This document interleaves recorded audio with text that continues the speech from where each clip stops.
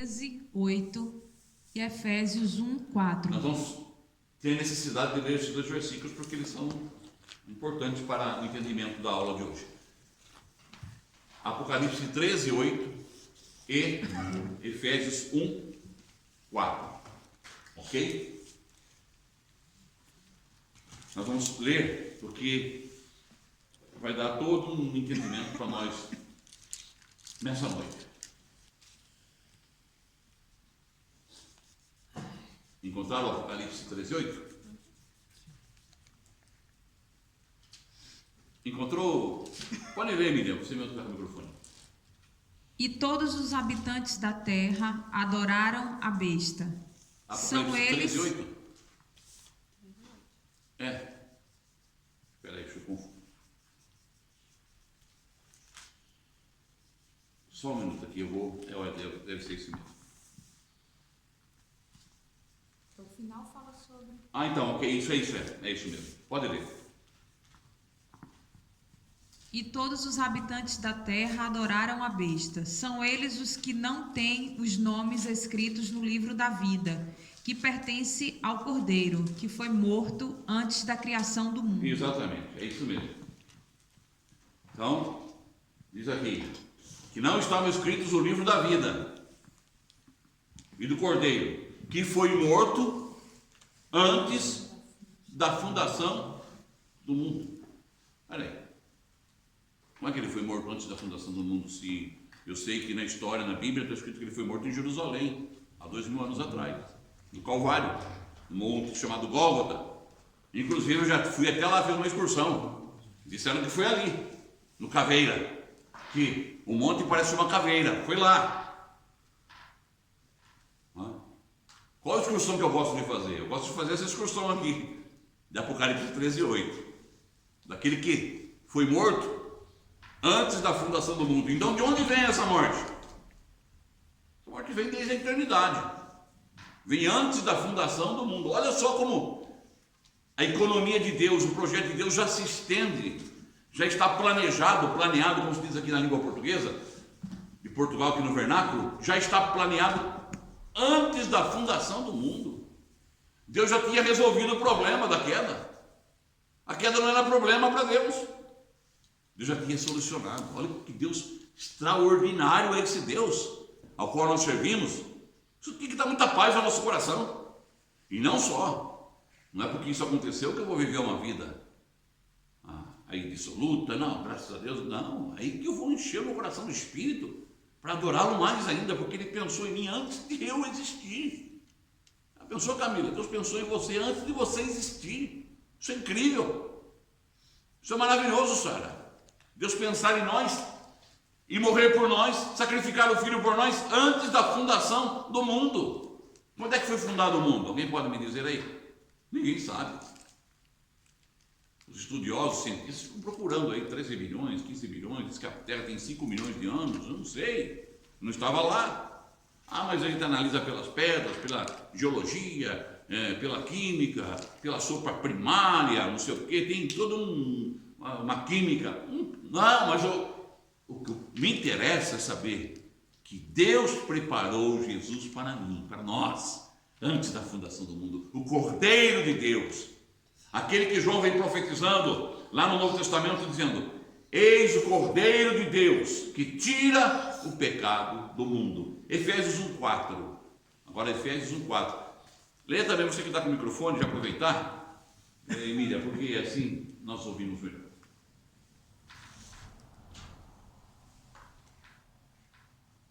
Efésios capítulo 1, verso 4.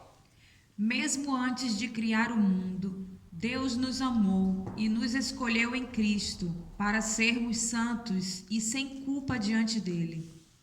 E agora diz que não só sacrificou, mas antes dele formar o mundo, ele já nos amou. Amém?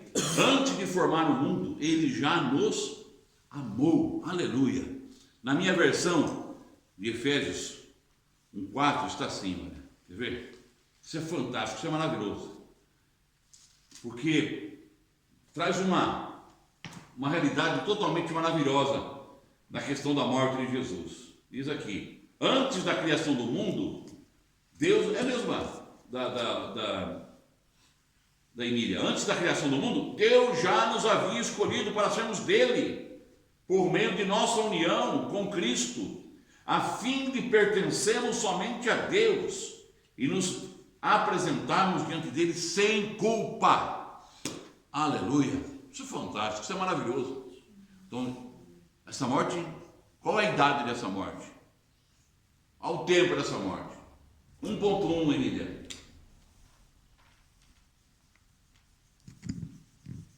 Morto antes da fundação do mundo. Morto antes da fundação do mundo. Dentro desse entendimento, que estava incluído nessa morte eterna, nessa morte antes da fundação do mundo, a redenção nossa, era o que é? Redenção exclusiva, o único e eterno Cordeiro. Inclusiva, inclui toda a criação. E expansiva, antes da fundação do mundo e eternamente. Olha aí, essa redenção maravilhosa, ela é exclusiva, porque na antiga aliança tem que ter, na antiga aliança, em Abraão já começa o ritual, né, da circuncisão, do sacrifício. Ele pede o filho, mas prepara o cordeiro, né? Ele pede o filho, Isaac. Provou Abraão, mas na realidade aquele filho representava o filho eterno que seria imolado. Começa o cerimonial da circuncisão, da religião judaica, está tudo incluído em Abraão, mas também a fé. Abraão é pai da fé. Em Moisés nasce o ritual mosaico, chamado ritual mosaico, a lei mosaica, a lei que até hoje os judeus, principalmente aqueles ortodoxos, aqueles mais radicais, ainda cumprem. Antiga aliança, onde é necessário a morte sempre constante de um animal, tem que derramar o sangue, tem que haver morte, porque sem morte não há remissão. Nós vamos ver isso lá em Hebreus 10. Então veja bem, já temos aqui uma situação em que pontualmente era impossível o homem ser salvo, porque o homem precisava sacrificar, rituais, legalismo. E aí, não é? A exclusividade, Deus separa o único cordeiro, esse cordeiro vai resolver. Mas já estava separado antes dos cordeiros, dos muitos cordeiros, Deus já havia separado. Aí você pensa, não, um filósofo vai pensar, mas peraí, mas por que Deus precisa de todo esse enredo aí? Ele não podia resolver já o problema? Tem que deixar essa história toda acontecer? Isso aí é uma questão de fórum íntimo de Deus. Eu não entro no fórum íntimo de Deus, eu sou louco. Deus é sábio, a sapiência de Deus é muito além da sapiência dos homens. E se Deus juntar todos os filósofos juntos aí, os que nasceram desde o primeiro, de Tales de Mileto lá, até o Karnal aí, que vive, né, dando aí os seus pitacos aí na rede social, não chegam a nada diante da sabedoria de Deus, porque a sapiência de Deus é muito maior. E nessa sapiência maravilhosa, Ele deu um Filho exclusivo para nós, Jesus Cristo, o Cordeiro de Deus. Essa exclusividade também tornou-se inclusiva, porque incluiu todos, não é mais judeu, não é grego, toda a criação está incluída na redenção de Jesus Cristo, na morte. E também é expansiva, porque é antes da fundação do mundo e vai a eternidade toda. Porque se você ler no Apocalipse, estão lá eles adorando o Cordeiro de Deus, Cordeiro eterno. O Cordeiro é eterno, o sacrifício é eterno. Louvado é o nome do Senhor. Amém? Louvado é o nome de Jesus. Também, na leitura do culto, está incluído também o segundo tópico, o segundo ponto, que eu vou pedir que agora a Camila leia para nós aqui, esse segundo aqui do quadro. Uma morte, sacrifício, absolutamente eficaz. Hebreus 10, de 1 a 10. E nós vamos precisar ler também, porque não está aqui no livro, mas é necessário nós lermos para esclarecer também essa questão, né, da eficácia desse sacrifício eterno. Que não é necessário mais sangue de bodes, de ovelhas, de pombos, porque o sacrifício, a morte de Jesus na cruz, foi absolutamente eficaz. O que é algo eficaz? Algo eficiente, que não precisa de retoque, que não precisa de retificação, que não precisa de melhoramento. Completo. Muito bem, Ana Oliveira. Completo. Então poderíamos também dizer, uma morte absolutamente completa, eficaz, no seu propósito, no seu plano, na sua inclusão, na sua expansão. Então é maravilhoso. Então uma morte, um sacrifício absolutamente eficaz. E agora a Camila vai ler Hebreus, dos versos 1 ao 10. Vamos acompanhar a leitura aí da Camila, por favor. O sacrifício de Cristo é definitivo. A lei traz apenas uma sombra dos benefícios que hão de vir, e não a sua realidade. Por isso, ela nunca consegue, mediante os mesmos sacrifícios repetidos ano após ano, aperfeiçoar os que se aproximam para adorar. Se pudesse fazê-lo, não deixariam de ser oferecidos, pois os adoradores têm sido purificados uma vez por todas, não mais se sentiriam culpados de seus pecados. Contudo, esses sacrifícios são uma recordação anual dos pecados, pois é possível que o sangue de touros e bodes tire pecados. Por isso, é impossível, né? É impossível. Por isso, quando Cristo veio ao mundo, disse: sacrifício e oferta não quiseste, mas um corpo me preparaste. De holocaustos a ofertas pelo pecado não te agradaste. Então eu disse: aqui estou no livro, está escrito a meu respeito: vim para fazer a tua vontade, ó Deus. Primeiro ele disse: sacrifícios, ofertas, holocaustos e ofertas pelo pecado não quiseste, nem deles te agradaste, os quais eram feitos conforme a lei. Então acrescentou: aqui estou, vim para fazer a tua vontade. Ele cancela o primeiro para estabelecer o segundo. Pelo cumprimento desta vontade, fomos santificados por meio do sacrifício do corpo de Jesus Cristo, oferecido uma vez por todas. Oferecido uma vez por todas. Diz que o próprio Cristo fala dos sacrifícios. O próprio Filho, o próprio Cordeiro diz: olha, esses sacrifícios que são constantemente oferecidos de bodes e touros e ovelhas não têm função nenhuma mais. Tu não te agradas dele. Mas aqui o autor aos Hebreus, ele diz o quê? Porque Jesus fez o que Deus quis. Não somos purificados do pecado pela oferta. Nós somos purificados dos pecados pela oferta que ele fez, uma vez por todas, no seu próprio corpo. Aliás, o autor aos Hebreus, capítulo 10, verso 10, diz assim, vou repetir: e porque Jesus Cristo fez o que Deus quis, nós somos purificados. Está aí na sua versão, está em plural ou está no singular? Do pecado, ou dos pecados. Hebreus 10, 10. É que o meu não fala pecado. Ele fala assim: pelo cumprimento dessa vontade fomos santificados por meio do sacrifício do corpo de Jesus Cristo, oferecido uma vez por todas. E como é que está? Tem alguma outra versão? Hebreus 10, 10, que alguém pode ler para nós?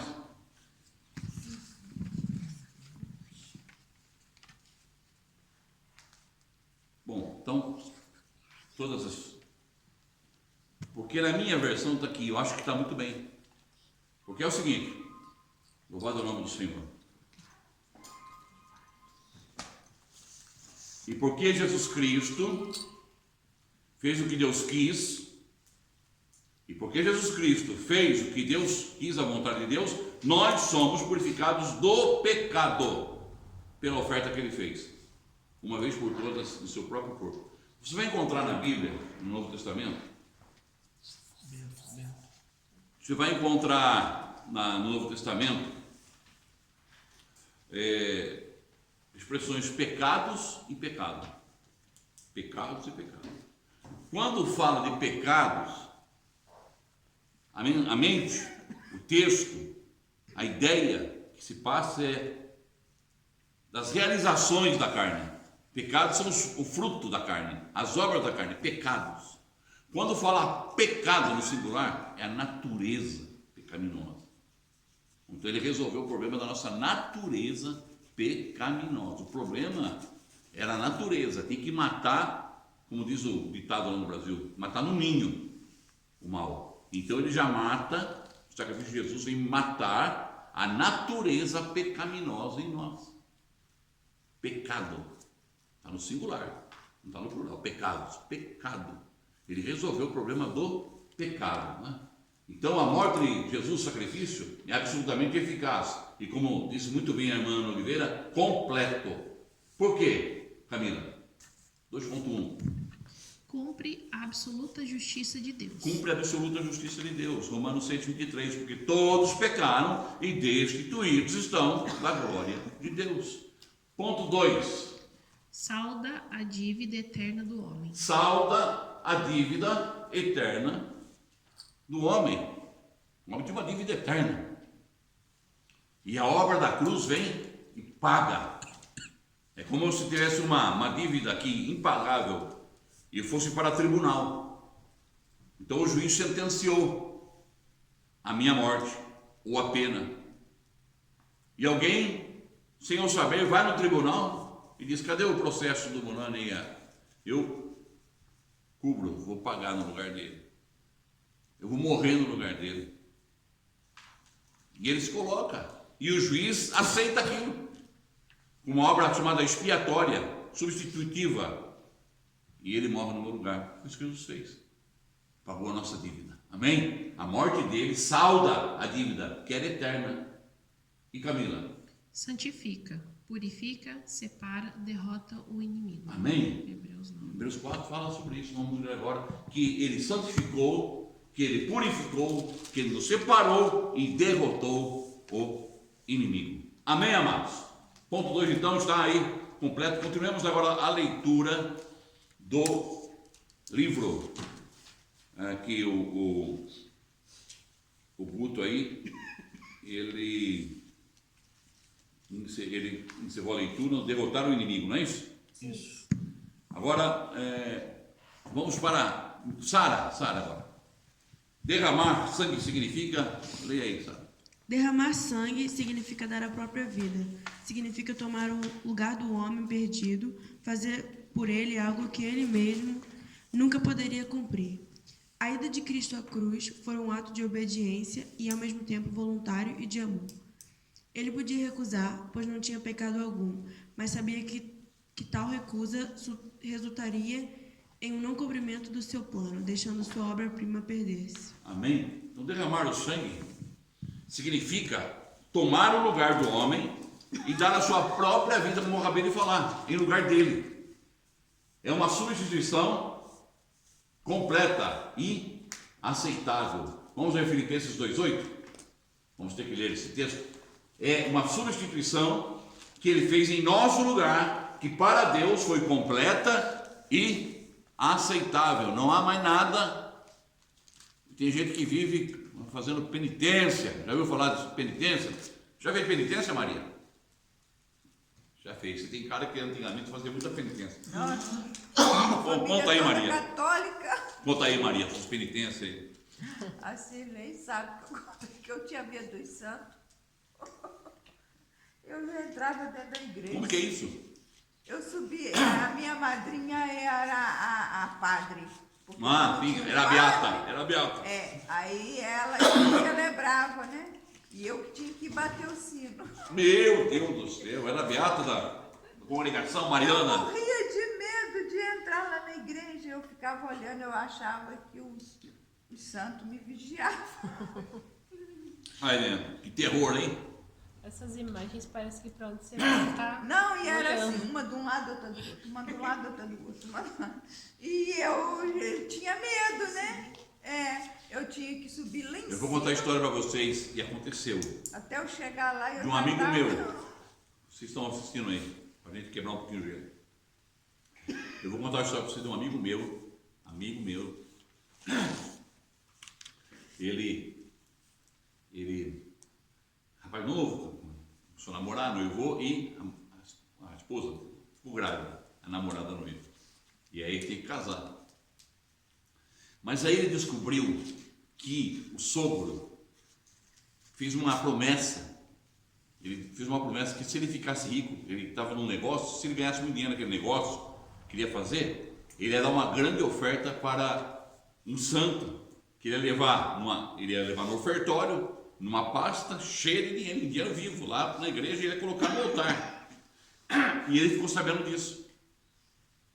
E no dia em que o sogro dele ia levar sua oferta, ele se propôs: não, vou levar você lá na igreja e tal. É uma igreja lá no interior de São Paulo, no litoral. É uma igreja que o pessoal lá da minha cidade faz como fala? Procissão, vai para lá. Faz ali, né? E foi. E ele levou, e o sogro dele pegou, mas era muito dinheiro, colocou lá no altar, né? E saiu. Ele esperou um pouco, não sei o que ele fez com o sogro ficou andando na cidade, ele voltou lá. Ele olhou, disse que viu Jesus assim na cruz, né? Ele falou assim: Jesus não está olhando para mim. Ele não veio lá, pegou a pasta, verdade, pegou a pasta, levou o dinheiro com ele, aquele dinheiro, e comprou tudo que precisava para o casamento, porque não estava sem dinheiro. O cidadão fez. Bom, passado isso, um tempo, ele se converteu. E um dia ele contou para mim: pastor, é o seguinte, preciso confessar um pecado aqui que eu fiz. Falei: o que aconteceu? Preciso confessar. A mulher dele já sabia. A mulher dele parece que é imperdoável isso para a mulher dele. O que aconteceu? Olha, aconteceu isso, o senhor já tinha morrido e tal. Falou: aconteceu isso, olha, quando eu fui casar não tinha dinheiro nenhum. Eu era obrigado a casar. Não tinha casa, não tinha. E aí, meu sogro fez essa penitência, fez esse voto. E foi lá e entregou lá no altar. Lá eu fui lá e peguei o dinheiro. E comprei os móveis que eu precisava. Meu sogro falou: poxa, está bem de vida, hein? E deixou eu liberar o casamento. Falei: tá bom, rapaz. Aí oramos, ele pediu perdão, mas olha, uma história, e aconteceu. Você veja bem, o que a religião faz? Mas a obra do Senhor, a substituição, o sacrifício, a substituição, ela é completa e aceitável. Filipenses 2,8, leia para nós essa linha. E achando na forma de homem, humilhou-se a si mesmo, sendo obediente até a morte e morte de cruz. E achando-se na forma de homem, humilhou-se a si mesmo. Né? E o quê? Humilhou-se a si mesmo. Sendo obediente até a morte e morte de cruz. Sendo obediente até a morte e morte de cruz. Uma substituição completa e aceitável, porque ele foi obediente até o final. 3:1 aí, Sara. Morreu no lugar de toda a humanidade. 3.2. Ato voluntário de obediência em amor. 3.3. Não abandonou sua obra-prima. Amém? Então ele se entregou completamente. Morreu no lugar de toda a humanidade. Nós temos que pregar para o nosso vizinho: você já é salvo. Por quê? Porque o meu cordeiro que me salvou você antes da fundação do mundo. Temos que anunciar isso com a nossa vida.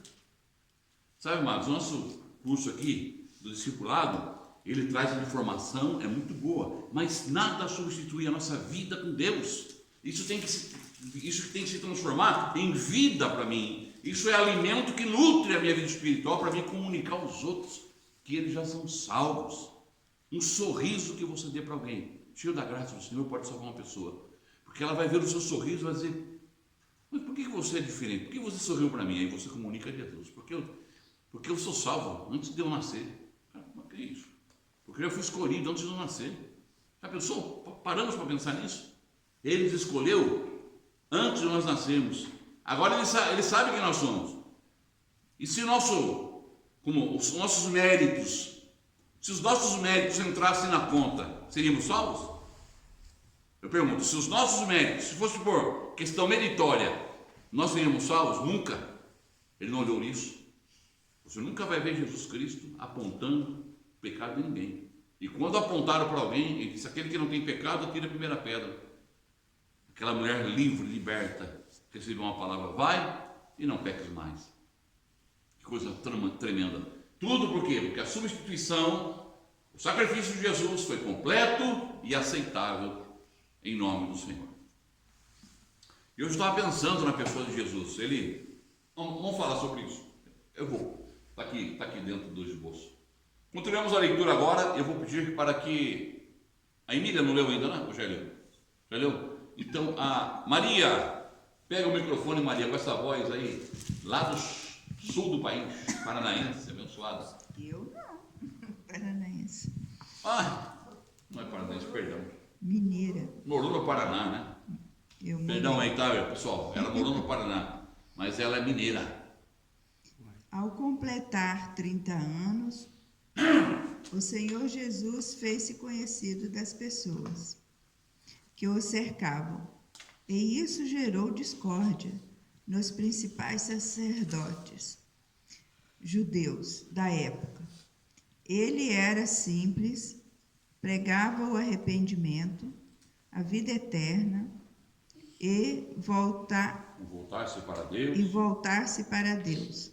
O amor ao próximo, o perdão, a reconciliação, mas não falava de doutrina, nem de práticas religiosas, nem sequer usava o templo para falar de Deus. Bastavam-lhe as ruas, os montes, a praia, a casa dos amigos, um poço, ou qualquer lugar onde houvesse uma alma em busca de salvação. A inveja dos judeus o levou à cruz. Ok, tá bom. Veja bem, coisa fantástica. 30 anos, Jesus saiu para o ministério. Jesus viveu 33 anos e meio na terra. 30 anos ele saiu para o ministério. E hoje eu estava pensando, Emília, estava pensando, Guto, nós temos uma visão de Jesus quando nós lemos ou falamos, ou oramos a Jesus, ou servimos a Jesus, ou assistimos uma história de Jesus. Você hoje já mudou um pouco o roteiro, né? Os enredos, mas a gente só vê um Jesus religioso. Nós não vemos um Jesus conversando assuntos diários. Por exemplo, se Jesus fosse vivo, ou nós estivéssemos junto com ele, né? E tivesse lá, ele estava andando, alguém emprestasse para ele um jegue, um burrinho. Se ele fosse lá de Minas Gerais, por exemplo, Minas Gerais tem muita montanha, não dá aqueles montes lá, de repente ele chamasse nós e falasse, pô pessoal, vamos dar um tempo, estou cansado, vamos sentar. E contasse uma piada boa, saudável, vocês achariam que Jesus ficaria menos Jesus ou mais Jesus? Nós temos uma imagem de Jesus que parece que é um hermético, é só um linguajar religioso, e às vezes nós mesmos, cristãos, criamos uns clichês, que às vezes não é. Nós estamos, as religiões, por isso que eu não gosto de muita coisa, eu disse para vocês, presepada, em cima de púlpito, porque às vezes a religião tem uns negócios muito doidos. Põe o Jesus onde está, cria uma presepada, coloca altares, tudo que Jesus simplesmente nunca usaria. Era trivial para ele. Andava nas ruas, nas casas. Nós temos a ideia de que uma pessoa tem que se converter e vir na igreja. Tem que ter um tempo, tem que ter um lugar geográfico, tem que ter toda uma estética, uma plástica para ver uma conversão. E nós imaginamos que aquilo é conversão, e não é conversão. Quando Deus quer nos levar, como Jesus, aos lugares, às casas.